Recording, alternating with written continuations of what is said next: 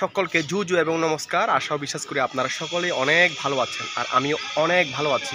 তো অনেক দূর চলে আসলাম, ডিরেক্ট খাগড়াছড়ি থেকে নোয়াখালী চলে আসলাম। আমি এখন যে জায়গায় দাঁড়িয়ে আছি সেই জায়গাটির নাম হচ্ছে নোয়াখালী জেলা সেনবাগ উপজেলার ছাতারপায়া নামক একটি জায়গায় গ্রিন পার্ক।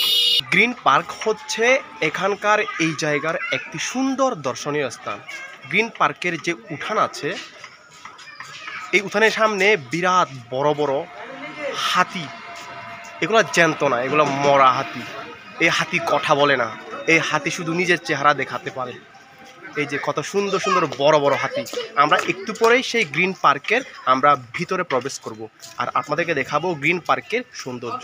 সেনবাগ উপজেলায় এই যে গ্রিন পার্ক যে দর্শনীয় স্থানটি আছে, এখানে এসে প্রথম আমার যার সাথে দেখা, ছোট ভাই আমার, তার সাথে দেখা। তারপরে আমার যে ফ্রেন্ড আছে, আমি যার বাসায় আসছি, সে হচ্ছে পলাশে যে পিছনে, মানে কারোর সাথে কথা বলতেছে আর কি। কত লেনদেন থাকে মানুষের। এই যে একটু পরে আমরা তিনজনে মিলে আমরা এই গ্রিন পার্কের ভিতরে প্রবেশ করব, আর সেখানকার সৌন্দর্য আমি আপনাদেরকে দেখাবো। ওয়াও, রাঙ্গামাটি নাকি বলে রূপের রানী। আর আমার নিজ জেলা হচ্ছে খাগড়াছড়ি। আমি সেই খাগড়াছড়ি থেকে নোয়াখালী চলে আসছি। তো দেখা যাক আমাদের সেই পার্বত্য জেলার সৌন্দর্য আর সমতলের সৌন্দর্যের মধ্যে কতটা তফাৎ থাকে। তো সাথে থাকুন, দেখতে থাকুন এই নোয়াখালী জেলার সৌন্দর্য green park. Wow, green park এই দর্শনীয় স্থানের একেবারে সামনে একটি লিস্ট দেওয়া আছে। এই লিস্টে লেখা আছে কি কি সুবিধা পাবেন এবং কত টাকার বিনিময়ে এই সুবিধাগুলো পাবেন। এখানে সম্পূর্ণ লিস্ট সুন্দর করে দেওয়া আছে। গ্রিন পার্কের সৌন্দর্য মূলত এখান থেকেই শুরু।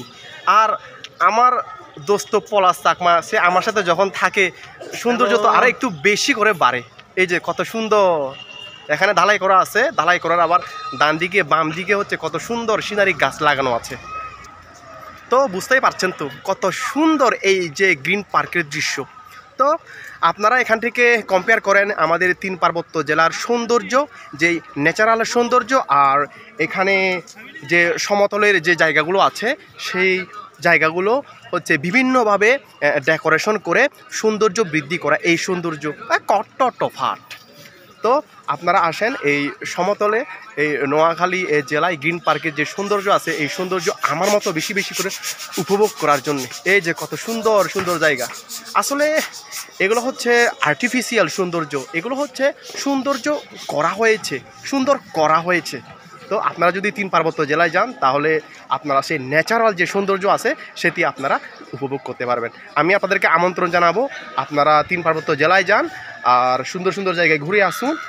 থাকবেন না, শুধু ঘুরে চলে আসবেন। গ্রিন পার্কের ভিতরে এসে লক্ষ্য করলাম একটি লাভ পয়েন্ট আছে।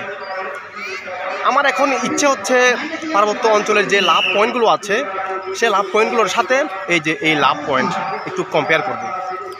এই যে এই লাভ পয়েন্টের চারপাশে যে জায়গাগুলো আছে, সিনারিগুলো আছে, এটা হচ্ছে সাজানো গোছানো।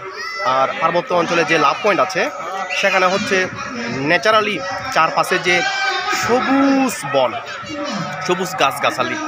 মূলত এটা হচ্ছে তফাৎ। এখানে হচ্ছে আর্টিফিশিয়াল, আর পার্বত্য অঞ্চলে হচ্ছে ন্যাচারালি। আর সেখানে একটি লাভ পয়েন্ট বানানো হয়েছে। এই যে চারপাশের সৌন্দর্য দেখেন, আসলে সুন্দর। এই যে আমার পেছনে আপনারা দেখতে পাচ্ছেন একটি আর্টিফিশিয়াল লেক। এই যে এতটা বেশি জায়গা জুড়ে না, একটা ছোট জায়গার মধ্যে এরা সুন্দর করে জায়গা তৈরি করে এখানে আবদ্ধ লেক বানিয়েছে, যেন এখানে যারা বোটে রাইড করতে চায় তারা যেন বোটে রাইড করতে পারে। আর আমি আর অন্যভাবে কথাটা বলি, আপনারা যদি রাঙামাটি যান তাহলে সেখানে দেখতে পাবেন বাংলাদেশের বিখ্যাত কাপ্তাই লেক। সেখানে একটি বাঁধ দেওয়া আছে, সেই বাঁধ নির্মাণের ফলে সেখানে ওইটাও আর্টিফিশিয়াল লেক, কিন্তু সেটিকে দেখতে একেবারে ন্যাচারাল লাগে। কিন্তু এটাকে ন্যাচারাল লাগে না, এটাকে সাজানো গোছানো হয়েছে। এখানে লেক বানানো হয়েছে, কিন্তু সেটা লেক বানানো হয়নি। সেই কাপ্তাই লেকের যে মাছ আছে, সব মাছগুলো কিন্তু অনেক সুস্বাদু। আমি এখন যে পয়েন্টে দাঁড়িয়ে আছি, এই পয়েন্টটি মূলত বিভিন্ন রঙের ডাইনোসরে ভরা। এই যে আমার পেছনে অনেকগুলো ডাইনোসর দেখা যাচ্ছে। এই ডাইনোসরগুলো তারা লড়তে পারে না, জায়গা দখল করতে পারে। এরা অনেকটা জায়গা জুড়ে বসে আছে, এরা হাসেও না। এদেরকে শুরু থেকে যেভাবে হাসানো হয়েছিল সেভাবে হাসে, আর হাসানো হয়নি তাই হাসতেছে না। তো এদেরকে দেখে আমার খুব ভালো লাগতেছে। তো পৃথিবীতে এই ডাইনোসরের সংখ্যা বিলুপ্ত হয়ে গেছে অনেক আগে থেকে। তো আমার বর্তমানে আমার এখন খুব ইচ্ছে হয় আমি ডাইনোসরগুলো সামনে দেখি, কিন্তু ডাইনোসর আমাকে সামনে পেলে সে কি আর আস্থা রাখবে? না, রাখবে না।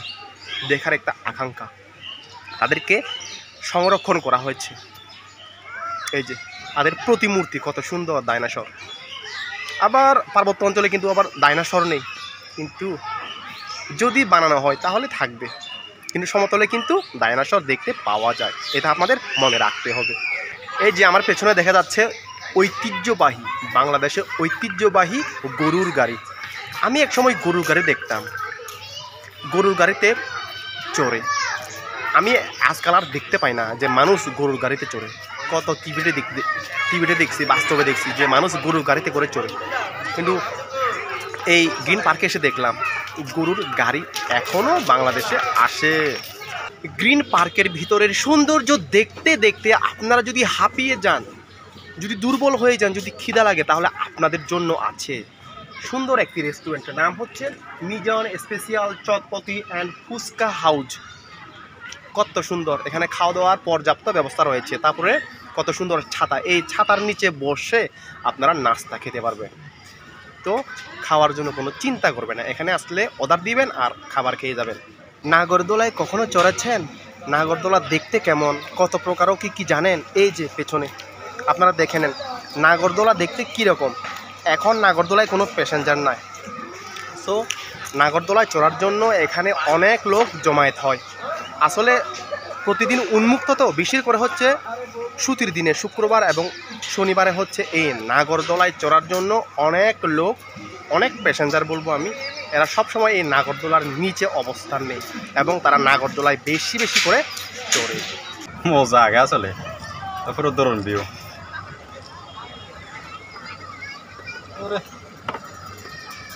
নাগরদোলা জীবনে চড়ি নাই, এই প্রথম নাগরদোলায় চড়তেছি। নাগরদোলার সর্বোচ্চ শিখরে উঠে গেছি, এখন নিচে নামতেছি। আমার কিন্তু জান বাইর হয়ে যেতেছে, মানে বলার মতো না। নামতেছি কিন্তু আমার কিন্তু পরান দরপর করতেছে।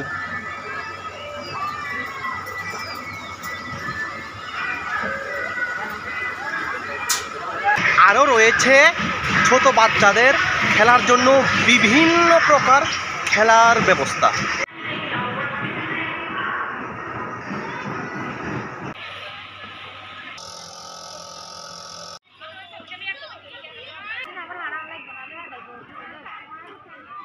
পৃথিবীর সব থেকে কষ্টের জায়গা এই জায়গাটি না পেলে আপনাদেরকে টেকনাফ তেতুলিয়া দৌড়াতে হবে।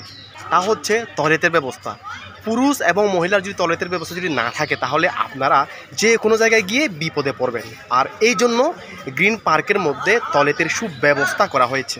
কি সুন্দর ঝর্ণা, আমি তোমাকে খুব মিস করতেছি। খাগড়াছড়ির বিখ্যাত রিছাং ঝর্ণা, শুকনাছড়ি ঝর্ণা, রাঙ্গামাটির বিখ্যাত সুবলং ঝর্ণা, বিলাইছড়ির গাছ কাটা ছাড়া ঝর্ণা, পার্বত্য অঞ্চলের কত সুন্দর সুন্দর ঝর্ণাই না আছে। সেই সব ঝর্ণা ফেলে আজকে আমি আসছি। এই যে পেছনে সুন্দর একটি ঝর্ণা দেখা যাচ্ছে, নোয়াখালীর সেনবাগ উপজেলার একটি সুন্দর ঝর্ণা। এই ঝর্ণাটি আপনারা দেখতে পাবেন একমাত্র গ্রিন পার্কে। কত সুন্দর ঝর্ণা, এটা আসলে কৃত্রিম ঝর্ণা, মানুষের বানানো ঝর্ণা।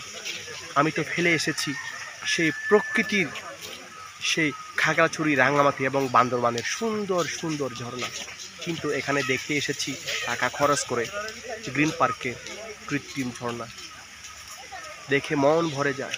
আহারে, গ্রিন পার্ক আসলে অনেক সুন্দর। গ্রিন পার্কে এসে আজকে আমি সার্থক। যেদিকে তাকায় শুধু সবুজ আর সবুজ, সবুজ পার্ক, সবুজে ভরা এই গ্রিন পার্ক। আপনারা বেশি বেশি করে আসুন এই গ্রিন পার্কে। আমি আপনাদেরকে ইনভাইট করব, আপনারা প্রতিদিন আসেন। আপনারা এই গ্রিন পার্কের সৌন্দর্য একেবারে মিস করবেন না। তো আজকের মতো আপনাদের সাথে ছিলাম, আপনাদেরকে মেনি থ্যাঙ্কস। আপনারা আমার শুরু থেকে শেষ পর্যন্ত ছিলেন। So bye bye green park, আরও দেখা হবে কোনো একদিন।